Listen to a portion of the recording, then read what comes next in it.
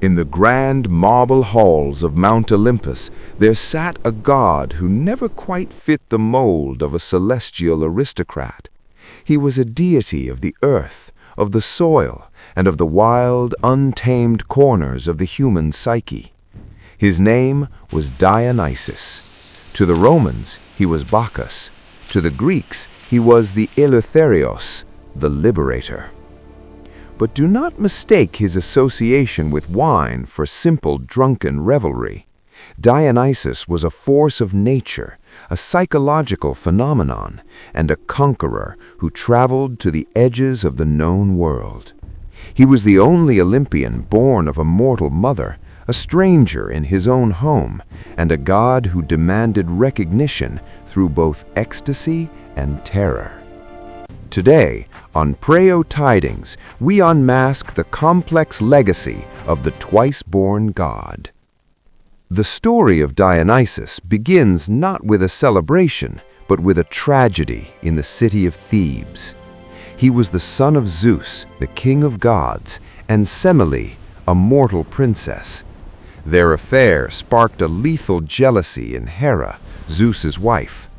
Disguised as an old nurse, Hera planted a seed of doubt in Semele's mind, urging her to demand that Zeus reveal himself in his full divine glory. Zeus, bound by an unbreakable oath, complied. But no mortal can gaze upon the raw, lightning-charged essence of a god and live.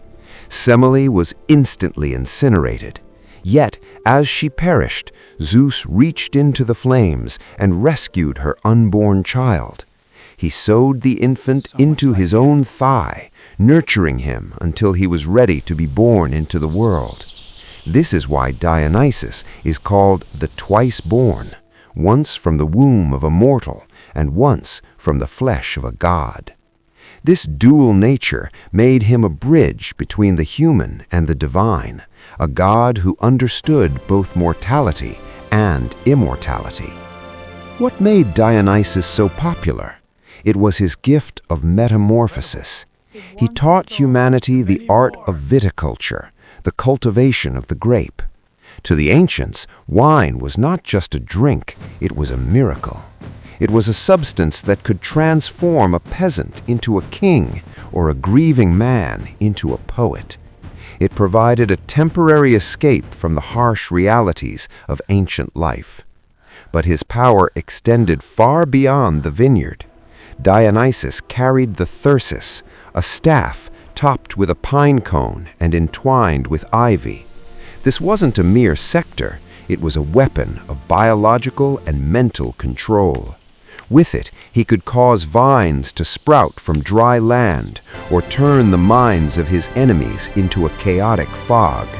He commanded the liquid fire, the sap in trees, and the blood in veins.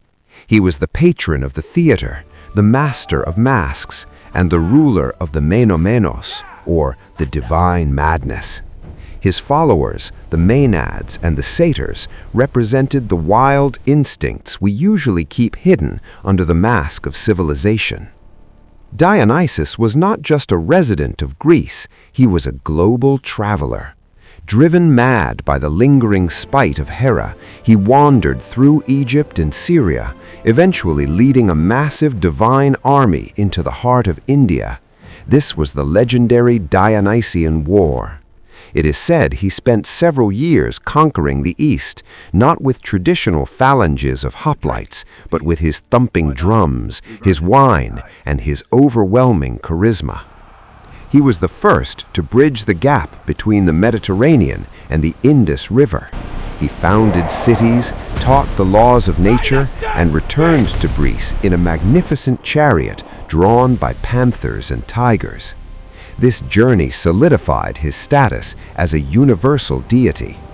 Even in the Gigantomachy, the great war between the gods and the giants, Dionysus proved his combat prowess. Riding into battle on a donkey, his followers let out such a terrifying, primal scream that the giants fled in confusion. He proved that joy and ferocity are two sides of the same divine coin. To worship Dionysus was to find liberation, but to deny him was to invite absolute destruction. History is littered with kings who tried to ban his foreign cult.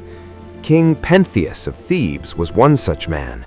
He viewed the Dionysian rituals as chaotic and dangerous. In response, Dionysus did not strike him with a lightning bolt, he struck him with insanity. Pentheus was lured to the woods, where his own mother, driven by a divine frenzy, mistook him for a wild beast and tore him limb from limb. Then there were the Tyrrhenian pirates who captured Dionysus, hoping for a ransom. As they sailed, the god unleashed his power. Ivy grew over the oars, wine flooded the deck, and the sound of flutes filled the air. Terrified, the pirates jumped into the sea, where Dionysus transformed them into dolphins.